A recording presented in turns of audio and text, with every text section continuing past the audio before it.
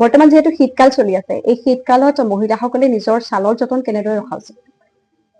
ছালৰ যতন ৰাখিব পৰা বহুতো আছে আমাৰ। তাৰে ভিতৰত এটা মই কৈছো, সেইটো হৈছে বিটৰ ৰস ল'ব পাৰে আপুনি, আৰু গাখীৰ তিয়হৰ ৰস মিহলাই এটা পেক বনাই আপোনালোকে যদি অলপ সময় গালত ৰাখে, খুব বেছি আপুনি 10 মিনিট বা 15 মিনিট ৰখাৰ পিছত ধুই দিব পাৰে ঠাণ্ডা পানীৰে। তেতিয়াও মানে আমাৰ ছালটো বহুত ধুনীয়া হৈ থাকে। আৰু আমাৰ যিহেতু চুলি বৰ্তমান বহুতো ট্ৰিটমেণ্ট লোৱা দেখা যায়, মহিলাসকলে বৰ্তমান চুলি ষ্ট্ৰেইট বা স্মুথিং এনেদৰে বহুতো কৰে। এই ক্ষেত্ৰত কেনেধৰণে ট্ৰিটমেণ্টসমূহ লোৱা উচিত বুলি ভাবে?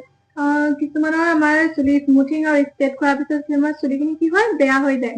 মানে নিজৰ আমাৰ পিনৰ পৰাতো দিয়া হয়, কিছুমানৰ হ'লেও নিজৰ ক্ষেত্ৰতো কিছুমান ভুল হোৱাৰ পিছত তেওঁলোকৰ যেতিয়া চুলিখিনি বেয়া হৈ যায়, তেতিয়া আমাৰ নতুন এতিয়া আমাৰ ট্ৰিটমেণ্ট ওলাই আছে, বটক্স, কেৰাটিন, নেনোপ্লাষ্টিয়া, এইসমূহ ট্ৰিটমেণ্ট ল'ব পাৰে। ঠিক আছে, জানি ভাল লাগিলে।